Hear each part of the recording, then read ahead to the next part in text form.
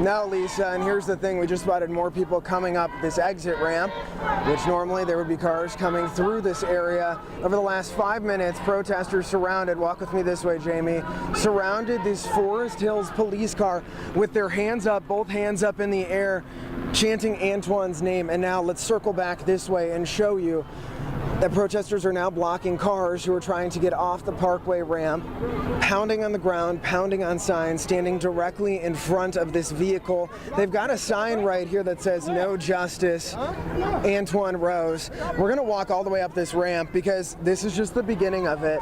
This is extended, and the crowds are walking up here.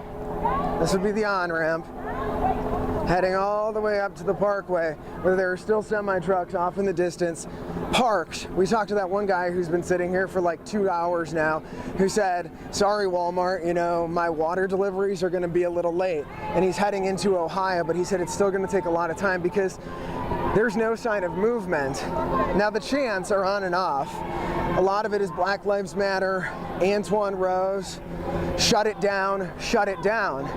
And that's what they've done tonight. Demonstrators have literally shut down the Parkway in both directions. So there's extreme traffic trouble if you're trying to get any way through here. At one point we thought everybody was leaving, and they said, no, not so fast.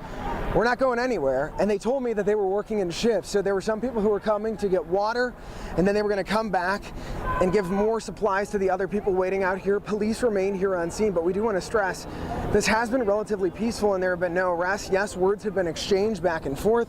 Some drivers got involved, got out of their cars and started shouting back and forth at the demonstrators. But we talked to a lot of folks out here and they had this strong message. Take a listen. We are being murdered in numbers, mass numbers, and more police are coming forward and being bold and brave to kill more and more black people. And we won't stand for it. And Pittsburgh is not the city that's going to stand for that. And Mike, does it look like police? That you don't. Mike, does it look like police are even considering shutting things down at this point? No, I mean, they're listening to the demonstrators. They want to make this as peaceful as possible. They obviously don't want to cause any further issues, but as we were coming out of that box, Lisa, I wanted to stress this image, something that you don't always see, are people just laying in the middle of the Parkway with their fists up, trying to figure out what they're going to do. And this has been the big message tonight. Look at this, Jamie, over here. Come over here to me. Fists up in the air like that, shouting, no justice, no peace, no racist police. Come with me this way, because I do want to show Lisa and David that there is still a tremendous police presence right here on the Parkway. This is exit 78B. We're approaching 376 East, and you can see these cars with their flashing lights off in the distance, as well as the semi-trucks. I didn't even realize this until I'm walking farther down here. Jamie, let's move this way.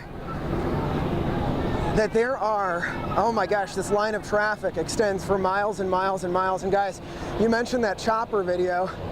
These truck drivers are just sitting off the side of the road, sitting on the concrete barrier, just like this, kind of waiting to see what's going to happen. Now, obviously, this is a developing situation. I asked the demonstrators, what is your next plan? What are you guys going to do now? And they said, we're going to shut down each business district in the city of Pittsburgh. I said, when are you guys going to do this? And the big question tonight, as you're watching at home, I know I mentioned this at 11 o'clock, why are you doing this? What are you doing by disrupting the flow of traffic? You're just getting in the way. You know, people can't get to their homes, they can't get to their destinations. And they said, listen, man, if we don't do something, nothing will change. Even getting in the way draws attention to this 17-year-old unarmed boy's death, and we're not done, so buckle up and prepare for more. For now, reporting live from the Parkway tonight, Mike Holden, Channel 11 News. Hey, Mike, before you go, quick question to follow up on what Lisa asked. Have you heard from police? I know they don't want to escalate the situation, but do they have a plan for what is next beyond making sure it doesn't escalate? Police have been very tight-lipped, David, and understandably so. It seems like they're just trying to control the crowd as much as possible, just kind of letting them sit here in the Parkway. Yes, there are disruptions in traffic. As you mentioned, there are a number of detours, but we haven't had a definitive answer about what is going to happen next. And I'm sitting here too. I mean, we're about to end this 11:30 newscast, and we have no idea when this is going to end or how much longer it will last. So yes, it's a challenging situation. We're going to continue to press police. We're going to continue to talk to protesters. But it seems like every time I ask a protester a different question, even if it's a leader of these demonstrations, they say it's up in the air, and they just want to keep on going.